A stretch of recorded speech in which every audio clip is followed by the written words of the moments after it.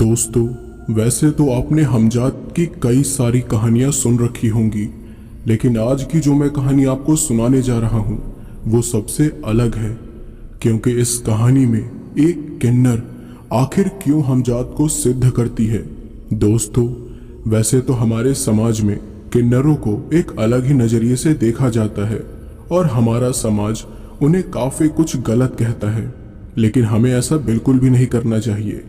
मैं सच में दिल से उनकी बहुत इज्जत करता हूँ और मैं आपसे भी यही कहूँगा कि हमें भी उनकी इज्जत करनी चाहिए और उनका मजाक कभी नहीं उड़ाना चाहिए। दोस्तों, आपको इस कहानी में हमारे समाज की सच्चाई के बारे में पता चलेगा कि आखिर उनका किन्नरों को लेकर क्या नजरिया है और हमजाद को सिद्ध करने के बाद उस किन्नर ने कैसे बुरे लोगों से अपना बदला लिया और आखिर में उसके साथ क्या हुआ। तो चलिए ज्यादा समय बर्बाद ना करते हुए सुनते हैं आज की ये डरावनी कहानी। ये किस्सा है एक छोटे से गांव नाहरगढ़ का, जहां पर धर्म सिंह नाम के एक स्कूल मास्टर रहा करते थे। उनकी पत्नी सुजाता 8 महीने की गर्भवती थी। धर्म सिंह गांव के एक प्रतिष्ठित व्यक्ति थे और पूरे गांव में उनका बड़ा मान सम्मान हुआ करता था।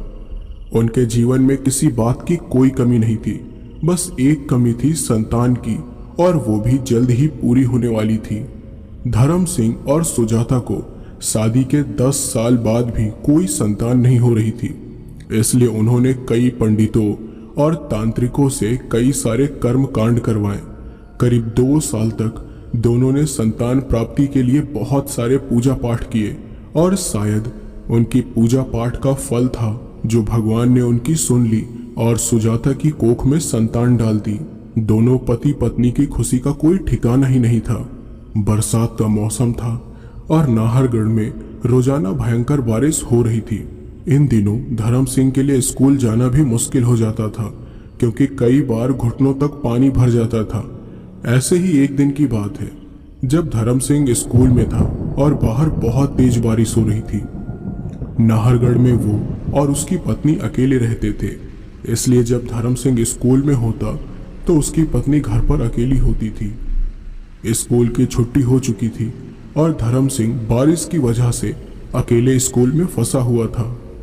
अब एक छोटे से गांव में एक वही था जो बच्चों को पढ़ाया करता था। धर्म सिंह को सुजाता की चिंता हो रही थी। धर्म सिंह ने कहा, हद कर दी यार इस बारिश ने। वैसे तो बहुत कम होती है, लेकिन जब भी होती है तो सारा काम मुश्किल कर देती है। जल्दी से घर जाना था मुझे, लेकिन बारिश ने तो। खैर, अब क्या करूं, सुजाता भी घर में अकेली होगी। वो बारिश के रुकने का इंतजार करता रहा। वहीं दूसरी ओर सुजाता, जो घर में अकेली धर्म सिंह का इंतजार कर रही थी, उसका मन भी बहुत बेचैन हो रहा था। सुजाता ने कहा, आज बड़ा अजीब सा महसूस हो रहा है, मानो कुछ होने वाला हो। ये भी अभी तक नहीं आए, ऊपर से बारिश की वजह से बिजली भी कटौती कर रखी है। सुजाता पलंग पर बैठी हुई कमरे की खिड़की से बारिश देख रही थी। तभी उसे खिड़की के पास जाने की इच्छा हुई और वो खिड़की के पास चली गई। उसके पड़ोस में एक बूढ़ी औरत रहा करती थी जो मराठी थी। सुजाता उसे आजी कहकर बुलाती थी। सुजाता की आजी भी खिड़की से घर के बाहर झांक रही थी। सुजाता और आजी की खिड़कियां आमने सामने ही थी। तो आजी ने कहा, सुजाता, क्या हुआ बेटी, अभी तक धर्म बेटा घर नहीं आया? तो सुजाता ने कहा, नहीं माँ जी, शायद बारिश की वजह से स्कूल में ही फंस गए हैं। आजी और सुजाता कुछ बातचीत करने लगे। तभी अचानक से सुजाता को दर्द होने लगा और वो दर्द में करहाने लगी। आजी उसके लिए परेशान हो गई और भागी भागी उसके घर आई। तो आजी ने कहा, लगता है समय आ गया है सुजाता। तो सुजाता ने कहा, लेकिन आजी, अभी तो 8 ही महीने हुए हैं। तो आजी ने कहा, ऐसा होता है बेटी, चिंता मत करो, कुछ नहीं होगा। इसके बाद आजी आसपास की और औरतों को बुला कर लाई और फिर सबने सुजाता की डिलीवरी कराई। जब सुजाता ने बच्चे के रोने की आवाज़ सुनी तो वो बहुत खुश हो गई, पर जब आजी ने बच्चे को गोद में लिया तो उनके होश उड़ गए। सुजाता ने पूछा, क्या हुआ आजी, लड़का है या लड़की? आजी पहले तो कुछ बोलने में हिचकिचाई, लेकिन सुजाता की परेशानी देखकर उन्होंने कहा, सुजाता, ये किन्नर है। सुजाता के कानों में वही बात गूंजने लगी, पहले कुछ मिनट के लिए वो कुछ बोल नहीं पाई, मानो उसे सदमा लग गया हो, लेकिन फिर बहुत जोर से चीखी और बेहोश हो गई। बारिश थोड़ी कम हो गई थी और धर्म सिंह भी स्कूल से घर आने के लिए निकल गया था। कुछ देर में वो भीगे हुए घर पहुंचा, जहां औरतों को देखकर वो हैरान परेशान हो गया। तो उसने पूछा, क्या हुआ, आप लोग यहाँ कैसे, कोई गंभीर बात है क्या? आजी उसके सामने आई और बोली, तुम्हारी संतान का जन्म हो गया है। ये सुनकर धर्म सिंह तो खुशी से पागल हो गया। उसने कहा, अच्छा, कहाँ है मेरा बच्चा, लड़का है या लड़की आजी? आजी ने अपना सर झुका लिया और बड़ी धीमी आवाज में बोली, किन्नर है। धर्म सिंह के लिए ये किसी शौक से कम नहीं था। उसकी तो मानो दुनिया ही पलट गई। जिस संतान के लिए उसने इतनी मेहनत की, वही संतान किन्नर निकली। धर्म सिंह गुस्से में लाल हो गया और बोला, नहीं, मेरी संतान किन्नर नहीं हो सकती, नहीं चाहिए मुझे ये बच्चा। ये बोलकर वो गुस्से में सुजाता के पास गया और बच्चे को छीनकर कहीं जाने लगा। तो सुजाता ने कहा, अरे कहाँ ले जा रहे हैं आप इसे? तो धर्म सिंह ने कहा, इसे पाल नहीं सकता मैं, इसलिए कहीं इसे छोड़कर आ जाऊंगा।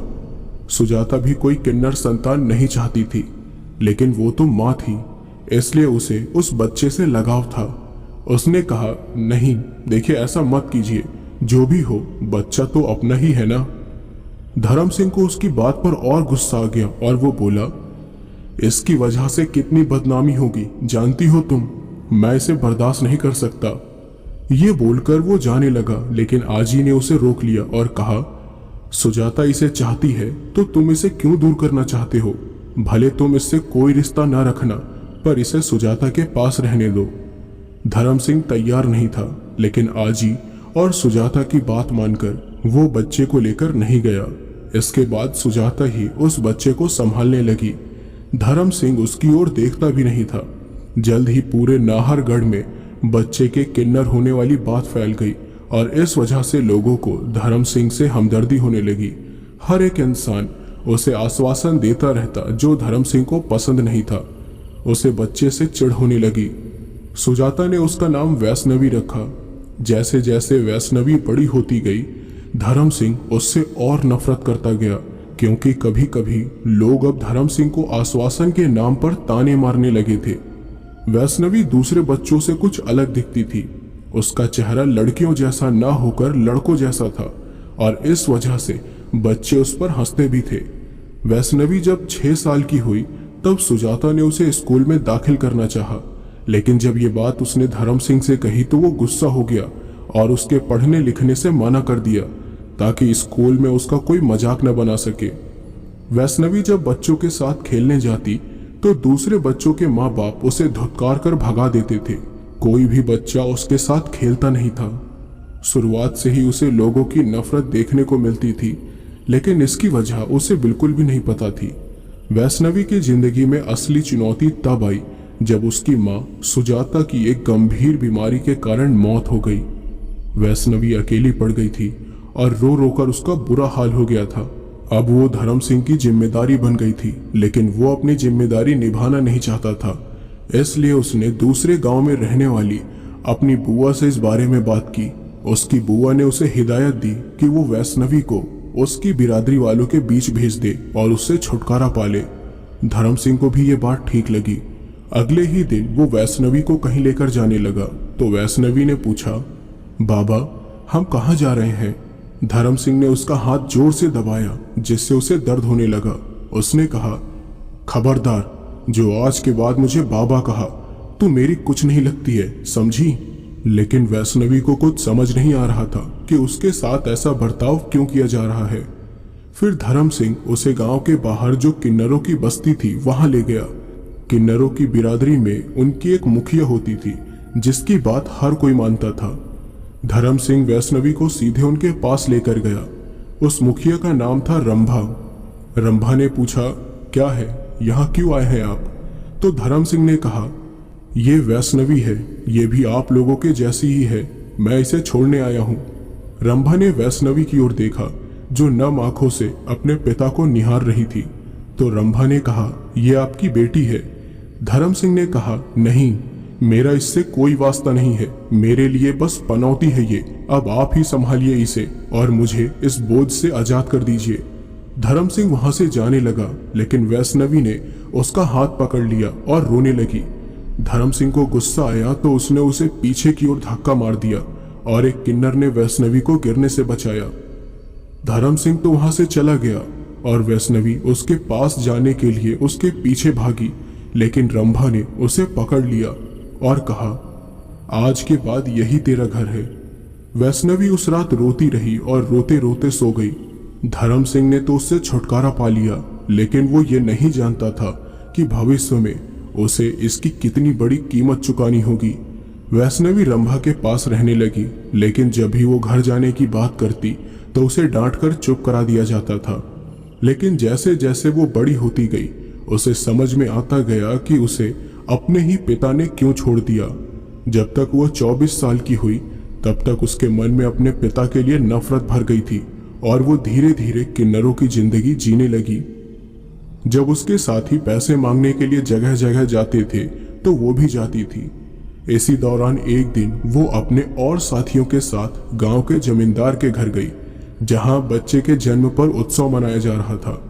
वैष्णवी और उसके साथी ने इस खुशी के मौके पर 21,000 रुपए मांगे, लेकिन जमींदार कंजूस था। उसने कहा, है 21,000? अरे पैसे क्या पेड़ पे उगते हैं? चलो जाओ यहां से, जहां देखो मुंह उठा के चले आते हो। तो वैष्णवी ने कहा, हमें खाली हाथ लौटाकर गलती कर रहे हो जमींदार जी।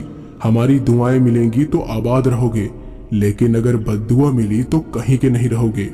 तो जमींदार ने कहा, अरे इसी तरह डराकर पैसे वसूलते हो तुम लोग? अरे समाज में तो कोई दर्जा है नहीं तुम लोगों का, और बातें ऐसी करते हो जैसे कि पूरी दुनिया मुट्ठी में हो। निकलो यहां से। वैष्णवी और बाकी सबको अच्छा नहीं लगता। वैष्णवी की एक साथी कहती है, अपने किए की सजा तू जरूर भुगतेगा, चलो यहां से। सब लोग जा ही रहे थे कि जमींदार के कान में उसके नौकर ने कुछ कहा और जमींदार ने वैष्णवी से कहा, अच्छा तो तू ही धर्म सिंह का कुकर्म है। ये बोलकर वो हंसने लगा। वैष्णवी को ये बात सुनकर बड़ा गुस्सा आया। जमींदार ने कहा, पास के गांव में ही रहता है ना वो? क्या नाम है उस गांव का? हाँ, नाहरगढ़।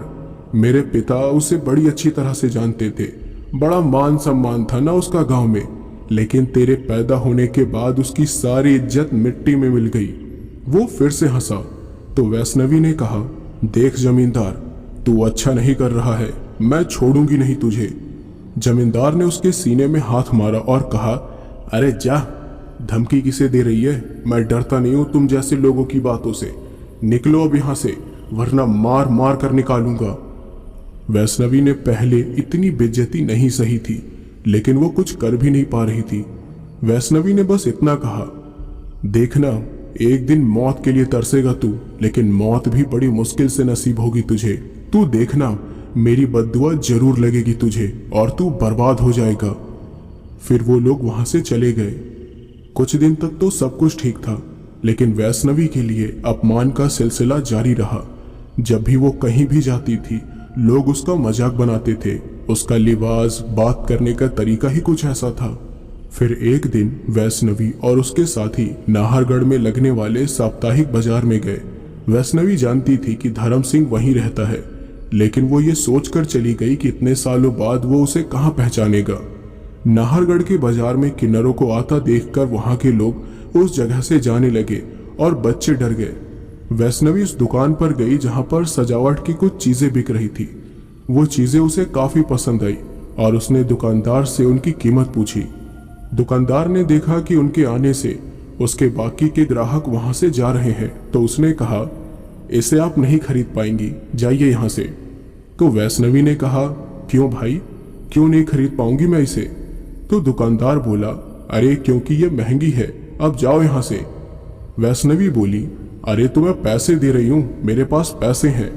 तो दुकानदार ने कहा, अरे फिर भी आप जाओ, मुझे ये आपको नहीं बेचना।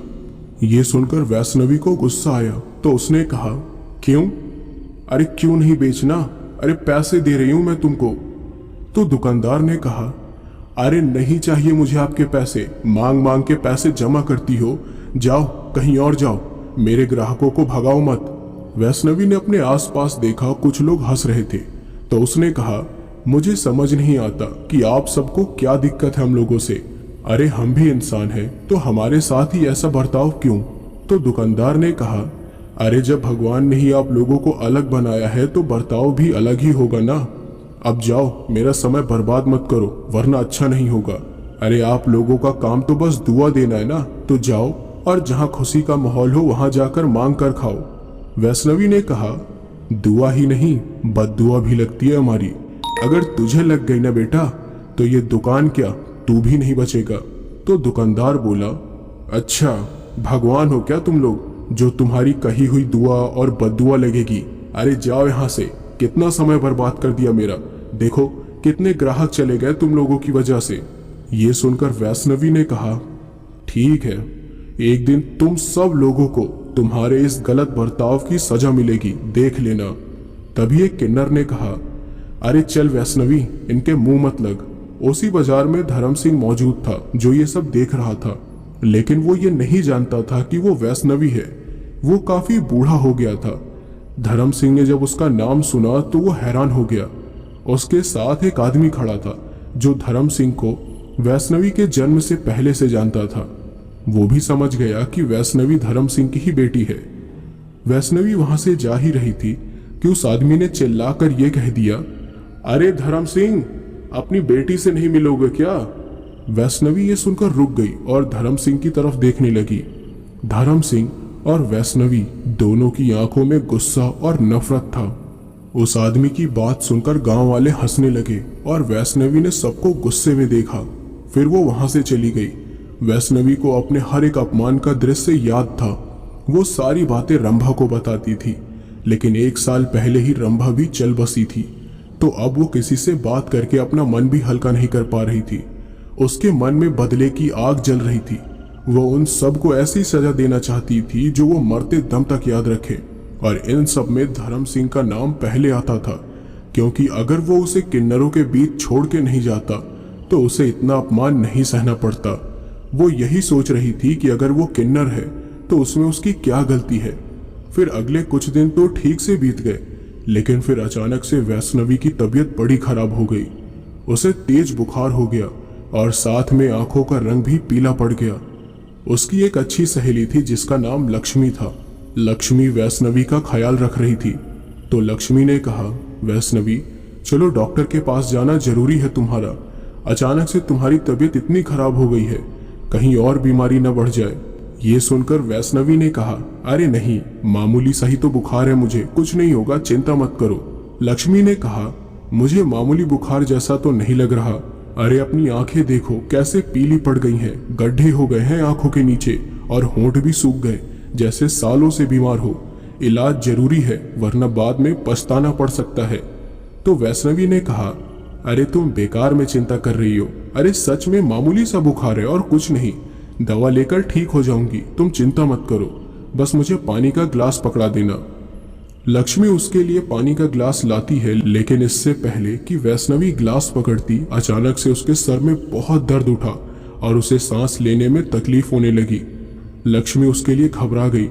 लक्ष्मी ने कहा, देखा, कहा था ना कि इलाज कराना जरूरी है, मानती नहीं हो तुम। अचानक क्या हो रहा है तुम्हें? तुम यहीं बैठो, मैं डॉक्टर को अभी बुला कर लाती हूँ। इसके बाद डॉक्टर को बुलाया गया और डॉक्टर ने आकर वैष्णवी को चेक किया, लेकिन उन्हें भी समझ नहीं आया कि वैष्णवी को हुआ क्या है। उन्होंने कहा, देखिए, इन्हें अस्पताल ले जाना होगा, वहीं इनका अच्छे से चेकअप हो पाएगा। आप इन्हें अस्पताल ले चलिए। वैष्णवी को तुरंत अस्पताल ले जाया गया, जहां डॉक्टरों ने उसका इलाज किया और बहुत सारे चेकअप किए। काफी घंटों तक चेकअप चलता रहा और जब रिपोर्ट आई तो सभी के होश उड़ गए। डॉक्टर ने बताया कि वैष्णवी के शरीर में एक अजीब तरह का वायरस पाया गया है, जो जानवरों में होता है। इस वजह से इन्हें तकलीफ हो रही है। तो लक्ष्मी ने पूछा, पर ऐसे कैसे हो सकता है?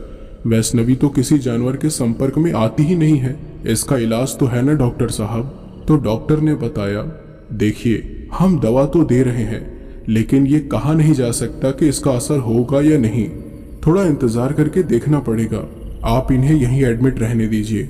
वैष्णवी कई दिनों तक अस्पताल में होती है, लेकिन उसकी हालत में कोई सुधार नहीं होता, बल्कि उसके शरीर पर न जाने कैसे बड़े बड़े दाने उभर आए, जिससे वैष्णवी को जलन महसूस हो रही थी। शायद ये डॉक्टर के गलत इलाज का साइड इफेक्ट था जो उसकी ये हालत हो रही थी। वैष्णवी के शरीर के बड़े बड़े दाने फफोले में बदल गए, उसके पूरे शरीर में फफोले पड़ गए और वैष्णवी दर्द में तड़पने लगी। लक्ष्मी ने डॉक्टर से पूछा, ये क्या हो रहा है वैष्णवी को? आपने क्या कर दिया इसके साथ? ये सुनकर डॉक्टर डर गया और उसने कहा, इन्हें बड़ी खतरनाक बीमारी हो गई है, इसका इलाज है ही नहीं, इन्हें ले जाइए यहाँ से, वरना ये बीमारी दूसरे मरीजों में भी फैल जाएगी। तो लक्ष्मी ने कहा, आपके गलत इलाज के कारण ऐसा हुआ है, आपका अस्पताल बंद करा देंगे हम। तो डॉक्टर ने कहा, ऐसा नहीं है, ये लाइलाज बीमारी है, आप लोग भी दूर रहिए इनसे, वरना आप सबको भी हो सकती है। वैष्णवी को बहुत दर्द हो रहा था और वो उस रूप में बड़ी खतरनाक लग रही थी। यहाँ तक कि उसके समाज के लोग भी उसकी तरफ देखना नहीं चाहते थे। लक्ष्मी ने वैष्णवी के पास जाने की कोशिश की, लेकिन दूसरे किन्नरों ने उसे रोक दिया। उनमें से एक का नाम था करीना, जो शुरुआत से वैष्णवी को पसंद नहीं करती थी क्योंकि वो रंभा की चहेती बन गई थी। हालांकि करीना ने कभी वैष्णवी को कुछ कहा नहीं, लेकिन उस दिन वो भी चुप नहीं बैठी। करीना ने कहा, अरे कहाँ जा रही है? अरे उसकी हालत तो देख, कितनी भयानक लग रही है ये। अरे अगर तुझे भी ये बीमारी लग गई तो चल यहाँ से, छोड़ दे इसे इसकी हालत में। वैष्णवी ने दर्द में कहा, मैं इस हाल में कहाँ जाऊंगी, मुझे अकेला मत छोड़ो। लक्ष्मी को बुरा लग रहा था पर वो कुछ कर नहीं पाई। करीना ने कहा, अरे ना बाबा ना, तुमसे दूर रहना ही भला है, हमें ये दर्दनाक बीमारी नहीं चाहिए, तुम अपना कोई और ठिकाना ढूंढ लेना, और खबरदार जो पीछे आई तो वैष्णवी ने कहा, लेकिन मैं ऐसे कहाँ जाऊं? आप लोग अपने साथी को ऐसे कैसे छोड़ सकते हैं? तो करीना ने कहा, अरे जहां जाना है जाओ, इतनी बड़ी दुनिया है, कोई ना कोई ठिकाना तो मिल ही जाएगा तुम्हें, लेकिन हमसे दूर रहो, जाओ यहाँ से, पता नहीं किस जानवर की बीमारी लेकर बैठी हो, चलो सब लोग। करीना और उसके साथी वहां से चले गए और लक्ष्मी भी सर नीचे करके चलती बनी।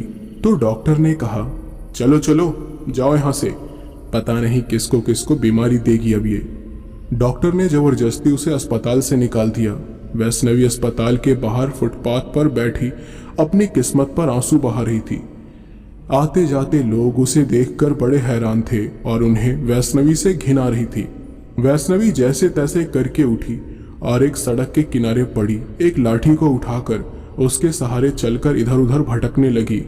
रात हो गई, लेकिन उसे रहने के लिए कोई ठिकाना नहीं मिला। रात को वो गांव के बाहर एक बड़े से पीपल के पेड़ के नीचे बैठ गई। उसने अपने पल्लू से अपना चेहरा ढक रखा था। उसके शरीर के फफोले फूट रहे थे, जिससे दर्द दोगुना हो गया था। वैष्णवी रात को बैठे हुए अपने फफोलों को देख रही थी और बस रोए जा रही थी। उसने कहा, हे भगवान, कौन से पाप का फल है ये? आज तक मेरे साथ हमेशा बुरा हुआ है और ऐसा दर्द जो कि एकदम भयानक है वो मुझे ही मिल रहा है, आखिर क्यों? वैष्णवी रोते रोते रात काट रही थी, लेकिन दर्द के कारण उसे नींद नहीं आ रही थी। सुबह होते होते उसे थोड़ी नींद आने लगी और उसे झपकी लग गई। फिर सुबह के करीब 4 बजे हुए थे जब उसी रास्ते से एक बूढ़ा आदमी अपनी साइकिल पर सवार होकर गुजर रहा था। साइकिल के पीछे की तरफ एक पुराना बक्सा रखा हुआ था। जब वो पीपल के पेड़ के पास से गुजर रहा था तब अचानक से कुछ चमगादड़ उसके सामने आ गए और उन्हें देखकर वो डर गया। इस वजह से उसका बैलेंस बिगड़ा और वो सीधा गिर गया। पीछे जो बक्सा रखा हुआ था उसमें कुछ किताबें थी जो वहीं पर बिखर गईं। उनमें कई सारी पुरानी और फटी हुई किताबें भी थी। कुछ गिरने की आवाज सुनकर वैष्णवी की नींद खुल गई और उसने देखा एक बूढ़ा आदमी नीचे सड़क पर पड़ा हुआ है और साइकिल को उठाने की कोशिश कर रहा है। वैष्णवी उसकी मदद तो करना चाहती थी, लेकिन उसके शरीर में इतनी ताकत नहीं बची थी। बूढ़े आदमी ने किसी तरह साइकिल उठाई और फिर एक एक करके किताबों को उठाने लगा, लेकिन किताबों के कुछ पन्ने बिखर गए थे। वो उन्हें भी उठाने लगा और जब उसे लगा कि उसने सारी किताबें उठा ली हैं तो वो वहां से चला गया, लेकिन गलती से उसने एक किताब के कुछ पन्ने वहीं छोड़ दिए थे। उसके जाने के बाद वैष्णवी इधर उधर देखने लगी। ठंड का मौसम था, इसलिए सुबह 4 बजे भी काफी अंधेरा था। इसलिए उसे भी वो किताब नजर नहीं आई। सुबह जब सूरज निकला तो उसकी नजर उस किताब के पन्नों पर गई जो इधर उधर उड़कर झाड़ियों में फंस गए थे। सड़क पर उस किताब का गत्ता भी पड़ा हुआ था जिसके ऊपर एक डरावनी सी आकृति बनी हुई थी। उसे देखकर वैष्णवी का ध्यान आकर्षित हुआ और वो अपनी लाठी के सहारे उस गत्ते को पास लाने की कोशिश करने लगी। जब वो गत्ता इतना पास आ गया कि वो उसे हाथ से पकड़ सके तो उसने गत्ता उठा लिया। उस गत्ते के ऊपरी हिस्से में लिखा था छाया पुरुष। वैष्णवी ने सोचा ये छाया पुरुष क्या होता है। उस शब्द के नीचे लिखे अक्षर थोड़े से मिट गए थे। वैष्णवी ने उसे ध्यान से पढ़ने की कोशिश की तो उसे समझ आया कि वहां पर क्या लिखा है। उसने उसे पढ़ा, हमजाद। उसे समझ नहीं आया कि इसका मतलब क्या है। फिर उसने गत्ते पर बनी आकृति को देखा। वो बहुत ही डरावनी थी, जैसे कि कोई शैतान हो। उसका आधा चेहरा ही बना हुआ था जिसे देखकर ऐसा लग रहा था कि वो शैतान गत्ते के पीछे से झांक रहा हो। जब वैष्णवी ने गत्ते को पलटा तो देखा कि उसमें उर्दू में कुछ लिखा हुआ था। वैष्णवी को उर्दू तो आती नहीं थी, इसलिए उसे लगा कि ये किताब उसके किसी काम की नहीं है। तभी हवा के झोंके से किताब का एक पन्ना उसके पास आ गया और वैष्णवी ने देखा कि उस पन्ने में भी वैसी ही आकृति बनी हुई है। उसने उस पन्ने को उठाया। उस पन्ने में उर्दू भाषा के नीचे कोष्टक में हिंदी में कुछ लिखा हुआ था। उसने उसे पढ़ा, हमजाद का अमल करो। हमजाद तुम्हारे हर एक नेक काम में तुम्हारा साथ देगा। हमजाद तुम्हारी छवि है, अलौकिक शक्तियों का मालिक है। जो तुम सोचते हो वो पहले से जानता है। जो तुम चाहते हो वो कर सकता है। तुम्हारे अंदर ही बसी है वो चमत्कारी शक्ति। तुम्हारी हर ख्वाहिश को हकीकत में बदल देगा तुम्हारा हमजाद। पाक और नेक काम करने के लिए इसका इस्तेमाल करो। तुम दुनिया के सारे सुखों के मालिक बन जाओगे। अल्लाह ताला पर विश्वास रखो और अपनी परछाई पर अमल करके अपनी हर एक पाक ख्वाहिश को पूरी करो। वैष्णवी को कुछ समझ नहीं आ रहा था, लेकिन उसे ऐसा लगा जैसे ये किसी तरह की साधना है। उसने और पन्ने की तरफ देखा जो बिखरे पड़े थे। वह उन्हें पढ़ना चाहती थी, लेकिन दर्द के कारण उससे उठा नहीं जा रहा था। किसी तरह वो हिम्मत जुटाकर उठी और लाठी के सहारे जाकर जैसे तैसे उसने उन पन्नों को इकट्ठा किया और वापस आकर बैठ गई। फिर वो एक एक करके पन्नों को उनके पेज नंबर के अनुसार जमाने लगी ताकि पढ़ने में आसानी हो। पन्नों को जमाने के बाद उसने एक एक करके पन्नों को पढ़ना शुरू किया, लेकिन पन्ने आधे अधूरे थे, यानी बहुत कम पन्ने थे जो लगातार पढ़े जा सकते थे। मतलब पेज नंबर 50 के बाद सीधे पेज नंबर 54 था। इन पन्नों पर हमजाद का अमल करने से पहले ध्यान रखने वाली बातों को बताया गया था। इसमें लिखा था कि 41 दिनों की साधना में कोई गलत काम ना करना, क्योंकि अगर अल्लाह नाराज हो गए तो उसका कहर तुम पर बरसेगा। शराब जैसे नशीली चीजों को छूना भी मत। रात को फर्श पर सोना। हमजाद को वश में करने के बाद तुम उससे कोई भी काम करा सकते हो और वो तुम्हें बता सकता है कि कहाँ क्या हो रहा है, कौन क्या कर रहा है, कौन क्या सोच रहा है। सिर्फ इतना ही नहीं, अगर तुम्हें कोई लाइलाज बीमारी है तो वो उसे ठीक करने का नुस्खा भी बता सकता है और तुम चाहो तो दूसरों को भी वो बीमारी दे सकते हो। वैष्णवी यही तो करना चाहती थी, लेकिन उसके मन में सवाल था कि ये बात सच ना हुई तो क्या होगा। वो लगातार उन पन्नों को पढ़ती गई, लेकिन उसे कई बातें समझ नहीं आई क्योंकि पन्ने पूरे नहीं थे। लेकिन इन पन्नों के बीच एक पन्ना ऐसा था जो बड़े काम का था और उस पन्ने में लिखा था कि हमजाद का सिफली अमल करने की साधना। उसमें लिखा हुआ था कि ये साधना एक एकांत जगह पर करनी है। इसके लिए कमरे की फर्श पर एक गोला बनाकर उस गोले में बैठना है। कमरे की दीवारों का रंग नीला या हरा होना चाहिए। सामने एक मोमबत्ती रखो। इसे इस तरीके से रखना है कि मोमबत्ती की लौ की परछाई दीवार पर बन जाए। उस किताब में कुछ मंत्र लिखे हुए थे और लिखा हुआ था कि किस मंत्र को कितनी बार पढ़ना है। हमजाद किसी भी प्रॉब्लम से आपको बाहर निकाल सकता है। आप अपनी ही परछाई से बातें कर सकते हैं। ये सारी बातें उस पन्ने में लिखी थी। आगे की विधि में लिखा हुआ था कि उस कमरे में आपको एक आईना भी रखना होगा जो इतना बड़ा होना चाहिए कि उसमें साधना करने वाली की पूरी छवि दिख जाए। कुछ खास बातें लिखी थी कि हमजाद को काबू करने के बाद वो आपका गुलाम बन जाता है। लेकिन आपको अच्छे कामों के लिए ही उसका इस्तेमाल करना है। कमरे में पूर्व की तरफ आईना लगाना है और साधना शुरू करनी है। एक बात और थी जो सबसे जरूरी थी, और वो ये कि हमजात पर अमल करते समय साफ सुथरा रहना जरूरी है, और ऐसा ना करने पर हमजात आपके करीब नहीं आएगा। किसी भी धर्म का साधक इस साधना को कर सकता है, लेकिन ध्यान रहे कि यह साधना रात को ठीक 11 बजे शुरू कर देनी है। 11 बजे आपको आईने में खुद को निहारते रहना होगा, और ये काम लगातार 3 घंटे तक होना चाहिए। 41 दिनों की साधना के बाद आईने में से कोई बाहर निकल कर आएगा जो आपका हमजाद होगा। इसके बाद आप उससे कोई भी काम करा सकते हैं। इसके बाद की जानकारी वैष्णवी के पास नहीं थी, लेकिन फिर भी वो इस साधना को करके देखना चाहती थी। वैष्णवी ने कहा, मैं ये अमल जरूर करके देखूंगी। इस बीमारी से मुझे छुटकारा पाना है, क्योंकि अब ये बेहद जरूरी हो गया है। लेकिन इसके लिए एक एकांत कमरा कैसे ढूंढूं? वैष्णवी के सामने यही एक बड़ी समस्या थी। फिर उसे ख्याल आया कि लक्ष्मी का पुराना घर खाली पड़ा हुआ है, क्योंकि उसके परिवार वाले अब इस दुनिया में नहीं रहे, और ये बात खुद लक्ष्मी ने एक दिन उसे बताई थी। लेकिन एक समस्या ये भी थी कि उसका घर 2 गांव छोड़कर गोविंदपुरम नाम के एक गांव में है, और वैष्णवी जानती भी नहीं थी कि लोग उसे देखकर कैसा बर्ताव करेंगे। इसलिए उसने रात में घर में घुसने का फैसला किया और उस दिन उसी पीपल के पेड़ के नीचे बैठी रही। रात होते ही वो उस गांव की तरफ चल दी। रात के समय कुछ लोग किसी के घर के सामने बने चबूतरे पे बैठे गप्पे मार रहे थे। जब वैष्णवी ने उन्हें देखा तो वो थोड़ा घबरा गई।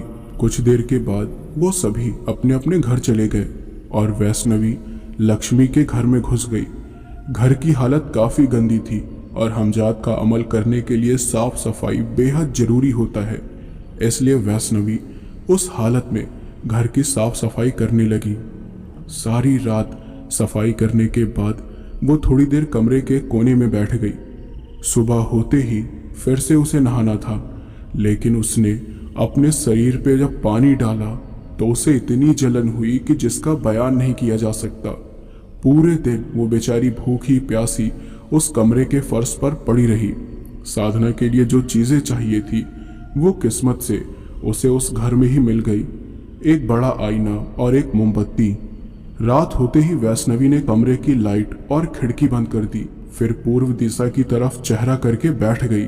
सामने आईना रखा हुआ था और मोमबत्ती जल रही थी।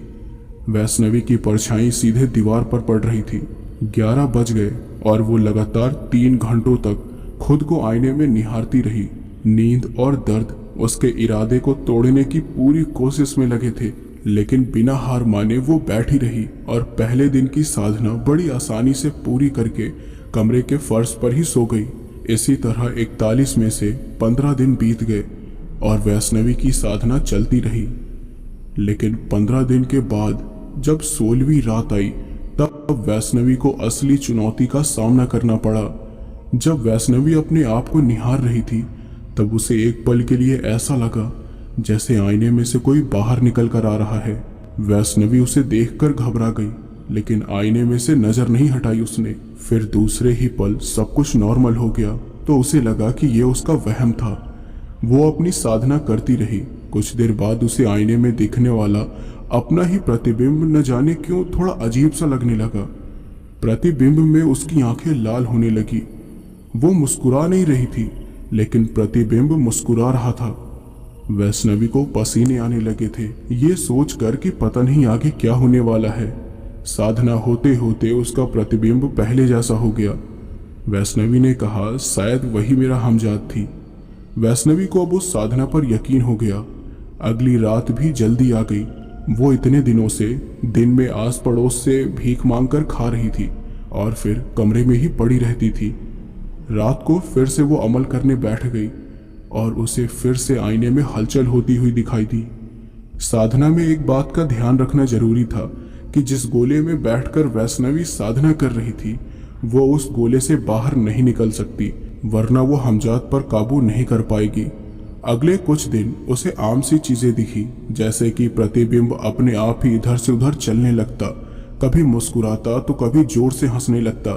लेकिन जब साधना को पूरा करने का समय आया तो हमजाद उसकी साधना को तोड़ने की जी जान से कोशिश करने लगा।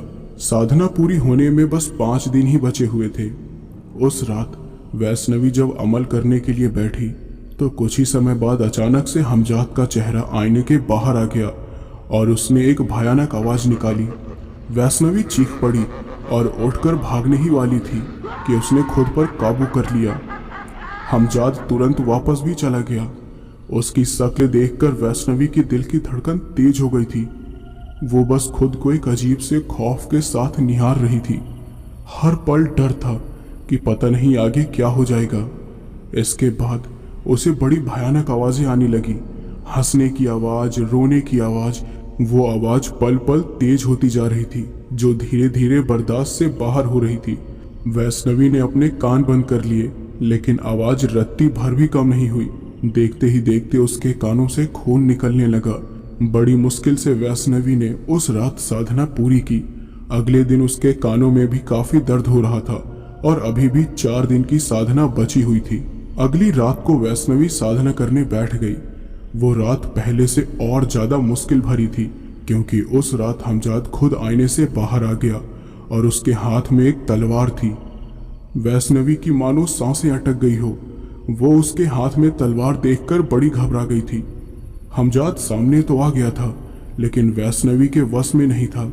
वो तलवार लेकर वैष्णवी की तरफ बढ़ा और उस पर वार करने ही वाला था, लेकिन जब उसने देखा कि डर से कांपती हुई वैष्णवी अपनी जगह से हिल भी नहीं रही और आईने में ही निहार रही थी, तो वो रुक गया और गायब हो गया। और तब जाकर वैष्णवी का डर थोड़ा कम हुआ, लेकिन अभी भी ये सब बंद नहीं हुआ था। थोड़ी ही देर बाद उसे आईने में बड़े खौफनाक मंजर दिखने लगे, जिसे देखकर किसी को भी घिन आ जाए और वो तुरंत साधना छोड़कर निकल जाए। पर वैष्णवी ने अपनी नजर नहीं हटाई। आईने में उसने बड़ी घिनौनी तस्वीर देखी। इंसानों को जानवरों की तरह लड़ते हुए देखा, एक दूसरे को मारते काटते देखा। इंसानों की कटी फटी लाशें देखी। किसी के आंख नहीं थे तो किसी का धड़ अलग हुआ पड़ा था और किसी का शरीर पूरा फट सा गया था, जिससे उसकी अतड़ियां भी बाहर आ रही थी। ये सब देखकर वैष्णवी के आंसू बहने लगे और कुछ देर बाद सब कुछ पहले जैसा हो गया। उस रात वैष्णवी को नींद भी नहीं आई। अब अगले 2 दिन भी ऐसे ही मुश्किल से बीते और जल्द ही अमल का आखिरी दिन भी आ गया। 12 बज रहे थे और वैष्णवी की साधना जारी थी। हमजाद को उसकी आखिरी परीक्षा लेनी थी और ये काफी भयानक परीक्षा थी। वैष्णवी का ध्यान खुद को निहारने पर था। वो आईने में देख ही रही थी कि आईने में से एक पैर बाहर आया, जो किसी जानवर का था। वैष्णवी इससे पहले कि ये जान पाती कि क्या होने वाला है, अचानक से एक अजीब सा जानवर दहाड़ मारते हुए बाहर निकला, जिसको देखकर वैष्णवी चिल्लाई और भागना चाहती थी, लेकिन उसका शरीर अपनी ही जगह पर जम सा गया था। वो जानवर कोई आम जानवर नहीं था। उस जानवर के 3 सिर थे, एक शेर का, दूसरा भेड़िया का और तीसरा एक शैतान का। शैतान के मुंह से भयंकर आग निकली। वैष्णवी चिल्लाए जा रही थी, लेकिन आईने के सामने से नजर नहीं हटी। फिर अचानक से वो जानवर भी गायब हो गया और आईने से बाहर आया खुद हमजाद, जो वैष्णवी के काबू में हो चुका था। वो हमजाद वैष्णवी की ही तरह एक किन्नर हमजाद थी। उसका रंग, रूप, कद, काठी वैष्णवी जैसा ही था।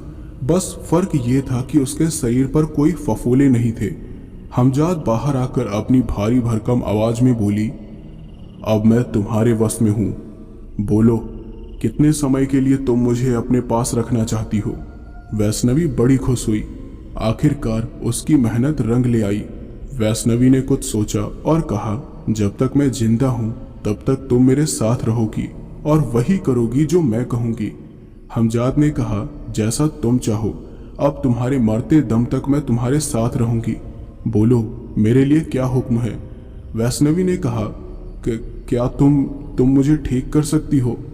तो हमजाद ने कहा, बिल्कुल, यहीं रुको। ये बोलकर वो गायब हो गई। सारे कमरे में फिर से एक अजीब सा सन्नाटा छा गया। वैष्णवी हमजाद का इंतजार करते हुए सो गई, लेकिन काफी समय तक हमजाद नहीं आई। उसके सोने के बाद वो वापस आई। उसके हाथ में एक कटोरा था जिसमें कुछ लेप जैसी चीज रखी हुई थी। हमजाद ने अपनी भयानक आवाज में उसे उठाया, वैष्णवी उठो वैष्णवी। वैष्णवी उठ गई। हमजाद ने कहा, ये लो, ये लेप अपने पूरे शरीर पर लगाकर सो जाओ, तुम ठीक हो जाओगी। जब भी तुम्हें मेरी जरूरत हो तब तुम मुझे याद कर लेना, मैं आ जाऊंगी। इसके बाद वो हमजाद उस लेप को छोड़कर वहां से गायब हो गई। उसके जाने के बाद वैष्णवी ने उस लेप को सूंघ कर देखा। उससे बड़ी भयंकर बदबू आ रही थी, पर अपनी दर्द भरी बीमारी को ठीक करने के लिए वो कुछ भी कर सकती थी। उसने अपने पूरे शरीर पर लेप लगा लिया और वहीं पर सो गई। अगले दिन जब उसने सुबह उठकर देखा तो ये देखकर बिल्कुल हैरान रह गई कि उसके पूरे शरीर से फफोले गायब हो गए थे। वैष्णवी ने कहा, अरे मैं ठीक हो गई, मेरी बीमारी ठीक हो गई। वो खुशी से नाचने लगी। फिर नहा धोकर जल्दी से वापस किन्नरों की बस्ती जाने के लिए निकल गई। वहां जाने के बाद जब किन्नरों ने उसे पहले जैसा स्वस्थ देखा तो उनके होश उड़ गए। लक्ष्मी ने कहा, वैष्णवी तुम ठीक हो गई, ये कैसे हुआ? तुम्हारी बीमारी तो लाइलाज थी ना? तो वैष्णवी ने कहा, अरे नहीं, उस डॉक्टर को कुछ आता ही नहीं था। आम सी बीमारी को बड़ी बीमारी का नाम दे दिया। अरे पास के गांव में एक वैद्य की दवा से मैं ठीक हो गई। करीना का चेहरे गुस्से और जलन से लाल हो गया था। उसने कहा, लेकिन हो सकता है कि वो वायरस अभी भी तुम्हारे अंदर हो। यहाँ क्यों आई हो अब तुम? तो वैष्णवी ने कहा, मेरे अंदर कोई वायरस नहीं है, लेकिन तुम्हारे अंदर जलन जरूर भरी हुई है।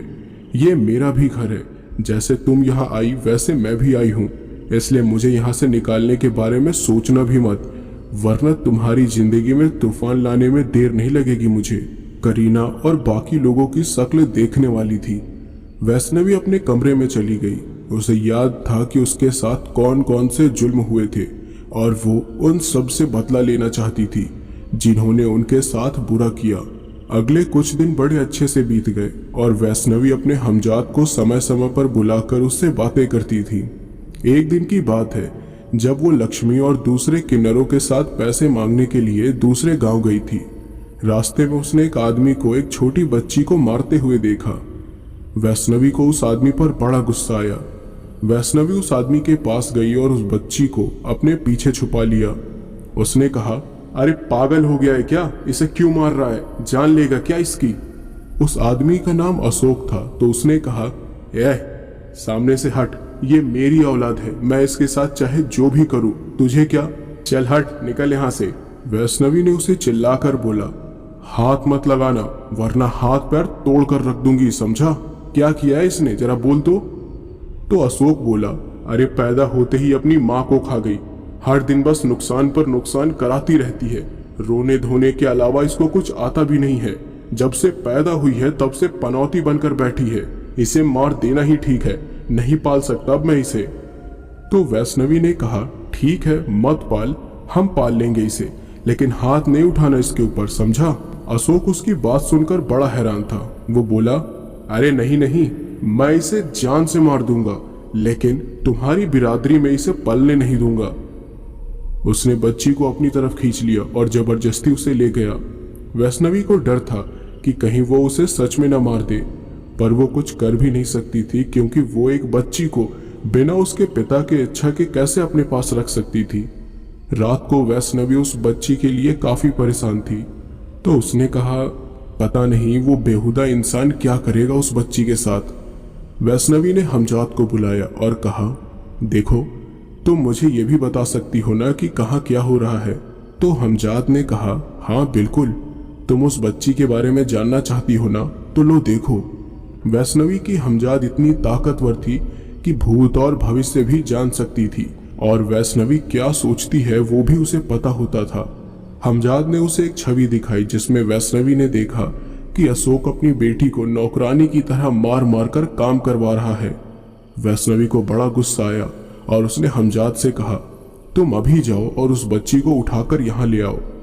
हमजाद जानती थी कि वैष्णवी एक नेक काम कर रही है, इसलिए वो बिना कुछ कहे चली गई। आधी रात बीत चुकी थी और वैष्णवी हमजाद का इंतजार करते हुए इधर से उधर टहल रही थी। कुछ ही देर में हमजाद उस बच्ची को लेकर आ गया और वो बच्ची बेहोश थी। वैष्णवी ने पूछा, ये बेहोश क्यों है? तो हमजाद ने कहा, जब मैं वहां गई तो देखा कि इसका बाप नशे की हालत में धुत पड़ा हुआ था और ये काम कर रही थी। मैंने इसे अपने साथ चलने को कहा, लेकिन ये मुझे अचानक देखकर डर गई और साथ आने से मना करने लगी। तो मैंने इसे बेहोश कर दिया और यहाँ ले आई। तो वैष्णवी ने कहा, चलो ठीक है, लेकिन अगर उस आदमी ने कुछ किया तो फिर तुम संभाल लोगी ना? तो हमजाद ने कहा, तुम उसकी चिंता मत करो। इसके बाद हमजाद भी गायब हो गई और वैष्णवी ने उस बच्ची को बिस्तर पर लिटा दिया। फिर अगले दिन जब उस बच्ची ने आंखें खोली तो खुद को अनजान जगह में देखकर डर गई और रोने लगी। उसके रोने की आवाज सुनकर वैष्णवी उठ गई और उसने कहा, अरे क्या हुआ बेटी, रोना बंद करो, यहाँ तुम्हें कोई कुछ नहीं करेगा। उस बच्ची ने कहा, मुझे घर जाना है। वैष्णवी ने कहा, अब यही तुम्हारा घर है। उस घर में कोई तुम्हें प्यार नहीं करता था ना, लेकिन यहाँ सब तुमसे प्यार करेंगे और तुम्हें कभी कोई काम भी नहीं करने देंगे। अच्छा बताओ, तुम्हारा क्या नाम है? तो उस बच्ची ने कहा, किरण। वैष्णवी ने पूछा, और तुम कितने साल की हो किरण? तो किरण ने कहा, मैं 13 साल की हूँ। फिर वैष्णवी ने उसे बड़े प्यार से संभाला। किरण शुरुआत में उसे देखकर डर रही थी क्योंकि उसका चेहरा अजीब सा था, लेकिन जल्द ही वो उससे घुल मिल गई। जब वैष्णवी के साथियों ने किरण को वहां देखा तो वो भी काफी हैरान हो गए। तब वैष्णवी ने कहा, वो आदमी इसके साथ बड़ा बुरा बर्ताव करता था, पता नहीं आगे इसके साथ क्या करता, इसलिए मैं इसे कल रात यहाँ लेकर आई हूँ, अब ये यहीं रहेगी। तो करीना ने कहा, अरे ऐसे कैसे, इसका पिता है वो, कितना परेशान होगा इसके लिए। और सोचो अगर गांव के लोगों को पता चला कि हम एक लड़की को ऐसे ही उठाकर लेकर आए हैं तो क्या हाल करेंगे हमारा, हमें कहीं बच्चा चोर न समझ लें। तो वैष्णवी ने कहा, अरे कुछ नहीं होगा, इसके पिता के अलावा इसका कोई नहीं है और उस आदमी को तो मैं अकेले संभाल लूंगी। कुछ दिन तो आराम से निकल गए, लेकिन फिर एक दिन अशोक किरण को ढूंढते हुए किन्नरों के घर पर आ गया, क्योंकि किरण को घर पर न पाकर उसका सीधा शक वैष्णवी पर ही गया। घर में घुसने के बाद अशोक तोड़फोड़ करने लगा और चिल्ला चिल्ला कर कहा, कहाँ है वो बच्चा चोर, बाहर निकल, मेरी बेटी को बहला फुसला कर यहाँ लेकर आई है, छोड़ूंगा नहीं तुझे। वैष्णवी उसकी आवाज सुनकर उसे पहचान गई, लेकिन वो खुद उसके सामने नहीं आई, बल्कि उसने अपनी हमजाद को भेज दिया। बाकी लोग भी अशोक को देखकर डर गए। हमजाद उसके सामने आकर खड़ी हो गई और बोली, क्या चाहिए? तो अशोक ने कहा, अरे वाह, तू नहीं जानती क्या मुझे क्या चाहिए? कहाँ है किरण? अभी के अभी उसे लौटा दे, वरना गांव वालों को बुलाकर इतना तमाशा करूंगा ना तेरा कि किसी को मुंह दिखाने की भी हिम्मत नहीं करेगी दोबारा। तो हमजाद ने कहा, आराम से बात कर, वरना मुझे भी गुस्सा आ सकता है। तो अशोक ने कहा, अच्छा बता क्या कर लेगी तू? बच्ची को चुराकर अकड़ दिखा रही है, कहाँ है मेरी किरण? तो हमजाद ने कहा, वो यहाँ ठीक है, तुझे उसकी फिक्र करने की जरूरत नहीं है, जा सकता है तू यहाँ से, तुझसे ज्यादा अच्छी परवरिश कर सकती हूँ मैं उसकी। तो अशोक ने कहा, तू मेरी बेटी की परवरिश करेगी? अरे जा, खुद जो भीख मांग कर खाती है और मेरी बेटी से भीख मंगवाएगी, मैं सब समझता हूँ तुम लोगों की आदत। हमजाद को अब आ गया गुस्सा और वो बोली, अपनी जबान संभाल के रख, वरना तेरी आवाज ही छीन लूंगी। ये सुनकर अशोक ने कहा, तेरी धमकियों से डरने वाला नहीं हूं मैं, किरण कहाँ है बोल। हमजाद को फिर बड़ा गुस्सा आया और वो अजीब सी नजर से अशोक को देखने लगी। फिर अचानक से कुछ हैरान कर देने वाली घटना घटी। अचानक से अशोक बोलते बोलते रुक गया, उसका मुंह टेढ़ा होने लगा, हाथ पैर की नसें खिंचने लगी, कलाई टेढ़ी रह गई, कमर थोड़ी झुक गई, पैर भी टेढ़े होने लगे। तो लक्ष्मी ने कहा, ये क्या हो रहा है इसे? तो हमजाद ने कहा, लकवा, लगता है कर्म की सजा दे दी अल्लाह ने इसे। सब लोग हैरान रह गए। इसके बाद अशोक कुछ बोल ही नहीं पाया और उसे घर से बाहर निकाल दिया गया। अब वो किसी से शिकायत भी नहीं कर सकता था। इसके बाद सब कुछ ठीक हो गया। हमजाद वैष्णवी के कमरे में गया तो किरण सो रही थी, इसलिए उसे कुछ पता नहीं चला और ना ही वो हमजाद के बारे में कुछ जानती थी। हमजाद को देखकर वैष्णवी के मन में ख्याल आया और उसने कहा, अगर तुम दूसरों को कोई भी बीमारी दे सकती हो तो इसका मतलब तुम मेरा बदला भी जरूर ले सकती हो।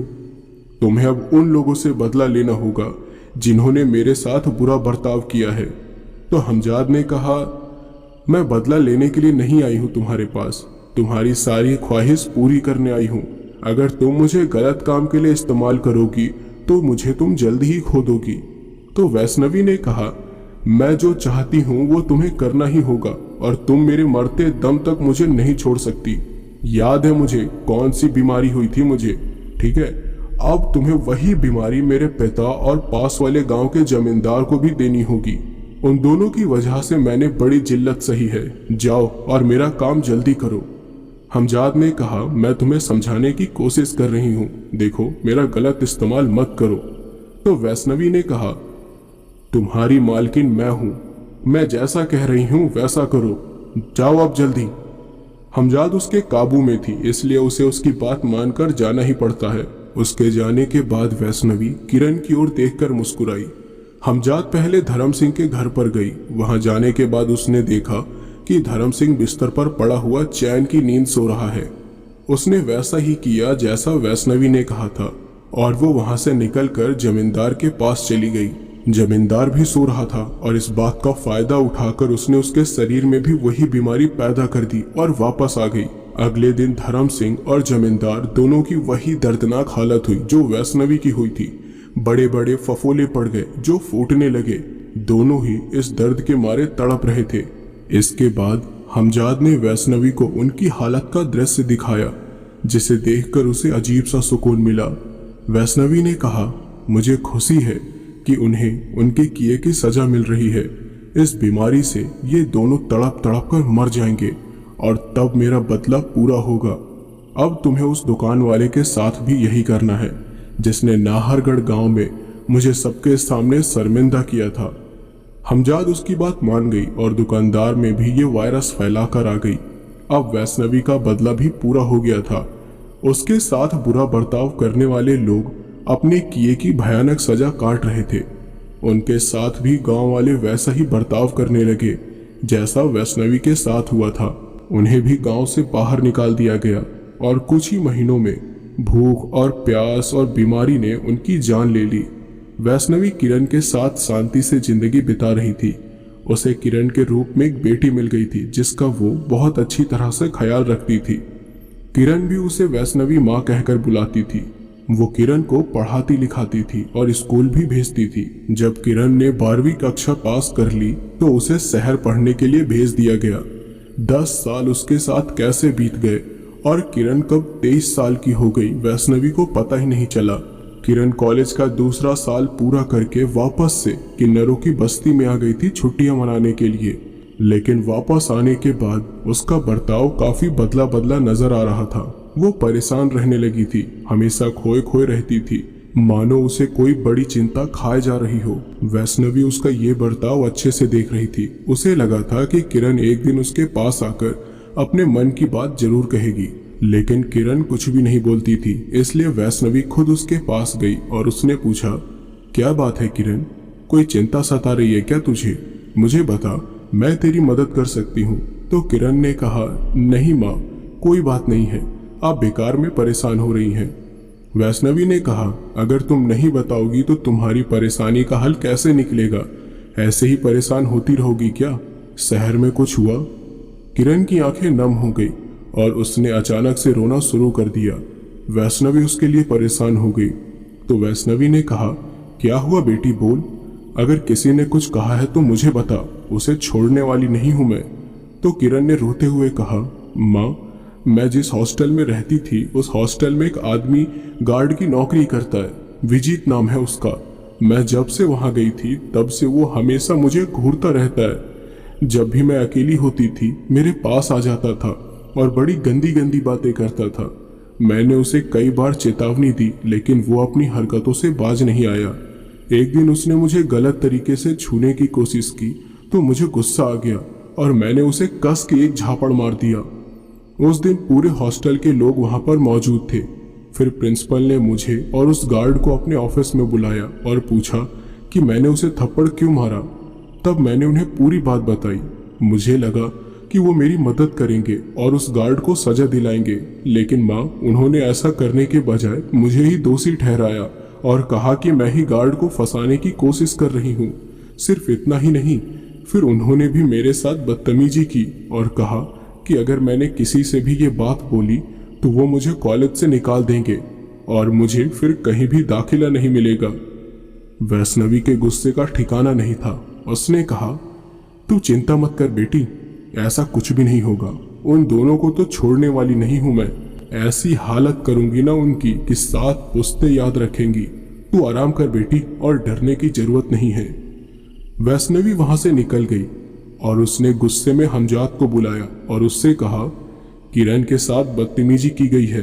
तुम्हें उस गार्ड और हेडमास्टर को बदतर से बदतर मौत देनी है, समझी? तो हमजाद ने कहा, लेकिन किसी की जान क्यों लेना चाहती हो? उन्हें सही तरीके से भी तो सजा दी जा सकती है। तो वैष्णवी ने गुस्से में बोला, किरण के साथ गलत करने वालों को जिंदा नहीं छोड़ूंगी मैं। जाओ और मार दो उन दोनों को। याद रखना, ऐसी मौत देना दोनों को कि किसी के भी साथ ऐसा सुलूक करने से पहले दोनों के साथ होने वाले हादसे को लोग याद करें। हमजाद वहां से चली गई। रात हो गई थी और वो गार्ड हॉस्टल के बाहर बैठे बैठे सो रहा था। छुट्टियां चल रही थी, इसलिए हॉस्टल में बहुत कम स्टूडेंट्स थे। हमजाद ने उसे चैन से सोता देखा और जाकर उसके बाल पकड़ लिए। गार्ड उठ गया और गुस्से में बोला, क्या हरकत है ये? अरे बाल छोड़ मेरे, कहां से आई है तू? हमजाद ने कुछ कहा नहीं, बल्कि उसे आसमान में उड़ाकर ले गई। ये सब देखने वाला कोई नहीं था। गार्ड ने उसे देखा और खुद को लटके हुए देखकर भयानक तरीके से चीखने चिल्लाने लगा। हमजाद ने अपने एक हाथ से उसके बहुत सारे बाल उखाड़ फेंके, जिससे दर्द के मारे वो रो पड़ा और पागलों की तरह छटपटाने लगा। फिर हमजाद ने उसे ऊपर से ही छोड़ दिया और गार्ड नीचे गिर पड़ा। ऊंचाई से गिरने की वजह से उसके सिर पर चोट आई और मुंह से खून भी निकलने लगा और उसी वक्त उसकी मौत हो गई। उसकी आंखें खुली थी, लेकिन हमजाद का इससे भी मन नहीं भरा। वो उसके पास आई और उसने उसकी आंखें नोच ली। उसके बाद वहां से अपने अगले शिकार के लिए चली गई। प्रिंसिपल घर पर अपने लैपटॉप में कुछ काम कर रहा था। हमजाद उसकी खिड़की से उसे देख रही थी। तभी अचानक से प्रिंसिपल के घर की लाइट चली गई। उसने कहा, अरे यार, अब ये क्या हुआ? उसने खिड़की के बाहर देखा तो बाहर रोशनी थी, लेकिन फिर उसकी नजर आसमान में उड़ती हुई हमजाद पर गई तो उसके होश उड़ गए। वो डर से थरथराने लगा और खिड़की बंद करके अंदर की ओर भागा। लाइट न होने की वजह से वो एक टेबल से टकरा गया और नीचे गिर पड़ा। उसे दरवाजे पर किसी की दस्तक सुनाई दी। उसने कहा, कहीं वही चुड़ैल तो नहीं? लेकिन ऐसा कैसे हो सकता है? कहीं किसी ने मजाक तो नहीं किया मेरे साथ? वो जल्दी से उठकर दरवाजा खोलने के लिए गया, लेकिन दरवाजा खोलते समय उसके हाथ कांप रहे थे। उसने अपना सिर थोड़ा सा बाहर निकाल कर देखा, बाहर कोई नहीं था। फिर जैसे ही उसने दरवाजा बंद करने की कोशिश की, वैसे ही हमजाद ने दरवाजे को जोर से लात मारी और फोर्स की वजह से प्रिंसिपल सीधे जमीन पर जा गिरा। उसने कहा, कौन है तू? क्या चाहिए तुझे? अरे आखिर मेरे पीछे क्यों पड़ी है? तो हमजाद ने कहा, किरण के साथ गलत हरकत की थी ना तूने, उसका हर्जाना तो चुकाना पड़ेगा। प्रिंसिपल ने कहा, अरे तुझे कैसे पता? लेकिन हमजाद ने कुछ नहीं कहा, बल्कि उसका चेहरा दबोच लिया और बुरी तरह से उसे नोच डाला। प्रिंसिपल अपने चेहरे को पकड़कर बैठ गया और चीखने लगा। उसकी चीख सुनकर आसपास के लोग उसके घर के सामने आ गए, लेकिन हमजाद ने दरवाजा बंद कर रखा था। हमजाद ने उसे थप्पड़ मारा और लात घूंसे भी बरसाए। मार मार कर उसकी हालत काफी खराब कर दी। बाहर खड़े लोग हैरान हो रहे थे कि अंदर क्या हो रहा है, लेकिन दरवाजे और खिड़कियां बंद थी। हमजाद ने प्रिंसिपल को कॉलर से पकड़कर घसीटा और उसका खड़ा हो पाना भी मुश्किल कर दिया। इसके बाद उसने अपनी तलवार निकाली, जिसे देखकर प्रिंसिपल के होश उड़ गए। उसके रोंगटे खड़े हो गए और पसीने छूटने लगे। हमजाद ने उसका एक हाथ पकड़ा। प्रिंसिपल उससे माफी मांगने लगा। नहीं, ऐसा मत करो, मुझे माफ कर दो। मैं किसी के साथ अब ऐसा नहीं करूंगा। मैं किरण से माफी मांग लूंगा, माफ कर दो मुझे। लेकिन हमजाद वैष्णवी के काबू में था और वैष्णवी ने उसे मारने का हुक्म दिया था, इसलिए वो उसे छोड़ नहीं सकती थी। इसलिए हमजाद ने उसके हाथ काट डाले और प्रिंसिपल इतनी जोर से चीखा कि घर के बाहर खड़े लोगों का दिल दहल गया। लोग दरवाजा तोड़ने की कोशिश करने लगे। हमजाद ने फिर उसी तलवार से उसका गला भी अलग कर दिया और उसकी आंखें निकाल कर चली गई। उसी समय बाहर वाले लोग दरवाजा तोड़कर अंदर आ गए और जब उन लोगों ने प्रिंसिपल की कटी हुई लाश देखी तो उनकी आंखें जैसे बाहर आ गई। उन्हें समझ ही नहीं आया कि ये कैसे हुआ, ये किसने किया और वो कहाँ गायब हो गया। लोगों ने पुलिस को तुरंत बुलाया, लेकिन हमजाद को वो लोग कैसे पकड़ सकते थे। हमजाद वापस आ गई और उसने वैष्णवी को सारी बातें बताई, जिससे वो बेहद खुश हुई। अगले दिन के अखबार में गार्ड और प्रिंसिपल की मौत की भयानक खबर छपी, जिसमें दोनों की लाश की भी फोटो छपी हुई थी। वो खबर किरण तक भी पहुंच गई और उसने कहा, कहीं ये काम माँ ने तो, लेकिन ऐसा कैसे हो सकता है। उन्होंने बोला था वो दोनों को नहीं छोड़ेंगी, लेकिन वो कल रात तो घर से बाहर ही नहीं गई। नहीं, वो ऐसा नहीं कर सकती। किरण सीधे वैष्णवी के कमरे में पहुंच गई, जहां वैष्णवी हमजाद से बात कर रही थी, लेकिन हमजाद किरण को दिखाई नहीं दे रही थी, क्योंकि वो सिर्फ उन्हें ही दिखाई दे सकती है जिसके सामने वो आना चाहती थी। तो किरण ने कहा, आपने आज की अखबार देखी माँ? ऐसा किसने किया होगा? तो वैष्णवी ने कहा, अरे और किसने, उनके कर्मों का ही फल है ये। जरूर किसी और के साथ भी गलत किया होगा दोनों ने। हो सकता है कि जिसके साथ गलत किया उसने ही ऐसी मौत दे दी हो उन्हें। तो अरे अच्छा ही तो है, उनके साथ साथ तुझे भी इंसाफ मिल गया। किरण ने उसकी बात पर बड़ी आसानी से विश्वास कर लिया। फिर जिंदगी बड़ी आराम से बीतने लगी। देखते ही देखते वैष्णवी को हमजाद के साथ रहते रहते 20 साल बीत गए, लेकिन इन दिनों में उसने सिर्फ 2 बार ही हमजाद का गलत इस्तेमाल किया। पहला, जब उसने अपने पिता और जमींदार को बीमारी दिलवाई, और दूसरा जब किरण के लिए उसने 2 लोगों को जान से मरवाया। हालांकि उसका मकसद सिर्फ उन्हें उनके किए की सजा देना था। वैष्णवी ने 26 साल की उम्र में किरण की शादी कर दी थी और वो अपने पति के साथ बाहर शहर में बस गई थी और वो बेहद खुश भी थी। वैष्णवी के पास सब कुछ था। अब उसे किन्नरों के समाज में मुखिया का दर्जा भी मिल गया था। अब उसे पैसे वगैरह मांगने के लिए कहीं भी नहीं जाना पड़ता था, क्योंकि ये काम अब दूसरे किन्नरों का था। वैष्णवी अब घर पर बैठे आराम की जिंदगी बिता रही थी। अगर उसे कोई समस्या होती तो वो हमजाद को बोलकर उस समस्या से बाहर निकल जाती थी, लेकिन अब उसकी तबीयत अक्सर खराब रहने लगी थी। हमजाद उसे ठीक तो कर देती, लेकिन फिर से कोई दूसरी नई बीमारी लग जाती उसे, और ये सब बढ़ती उम्र की वजह से हो रहा था। हमजाद जानती थी कि अब वैष्णवी का आखिरी समय आ गया है, लेकिन उसने वैष्णवी को कुछ कहा नहीं। वैष्णवी का शरीर काफी कमजोर हो गया था। उसने हमजाद से पूछा, मुझे क्या हुआ है? मैं बार बार बीमार क्यों हो जाती हूँ? मेरा शरीर इतना कमजोर क्यों हो रहा है हमजाद? मुझे आखिर इतने चक्कर क्यों आते हैं? तो हमजाद ने कहा, तुम्हारे शरीर में कैंसर है जो धीरे धीरे तुम्हें कमजोर बना रहा है। तुम चाहो तो मैं तुम्हें ठीक कर सकती हूँ। तो वैष्णवी ने सोचा और कहा, नहीं नहीं, अब मुझे ठीक नहीं होना। मैं अपनी जिंदगी जी चुकी हूँ, और वैसे भी मुझे अब और जिंदगी नहीं चाहिए, और मैं इस किन्नर वाली जिंदगी से ऊब चुकी हूँ। अब मैं मर भी जाऊं तो कोई गम नहीं है। हमजाद उसे देखकर मुस्कुराई और चली गई। फिर करीब 6 महीने बाद वैष्णवी के कैंसर ने उसकी जान ले ली और उसकी हमजाद भी उससे आजाद हो गई। सभी किन्नरों का मन भी बहुत दुखी था और सबसे ज्यादा किरण रो रही थी। आखिरकार उसने एक बार फिर से अपनी माँ को खो दिया था। इस तरह हमजाद पर काबू करके वैष्णवी ने न सिर्फ अपनी जिंदगी बेहतर बनाई, बल्कि एक बच्ची को भी सहारा दिया। शायद इसी नेक काम की वजह से हमजाद ने उसके आखिरी पल तक उसका साथ दिया। तो दोस्तों, ये कहानी यहीं पर समाप्त होती है, और आखिरी बार मैं आपसे यही कहूंगा कि यार, हमें भी किन्नरों और बहुत इस समाज में जितने भी लोग हैं, हमें सबकी इज्जत करनी चाहिए। और आशा करता हूं कि आपको इस कहानी से कुछ न कुछ सीखने को मिला होगा। मेरा मकसद इस वीडियो में किसी के दिल को ठेस पहुंचाने का नहीं है। तो दोस्तों, आई होप आपको ये कहानी जरूर पसंद आई होगी। तो अगर पसंद आई हो तो प्लीज़ यार, जितना हो सके उतना शेयर करो और कमेंट करके बताओ कि आपको ये वीडियो और ये स्टोरी कैसी लगी। तो चलिए, आपसे मिलते हैं अगली वीडियो में। तब तक के लिए गुड नाइट।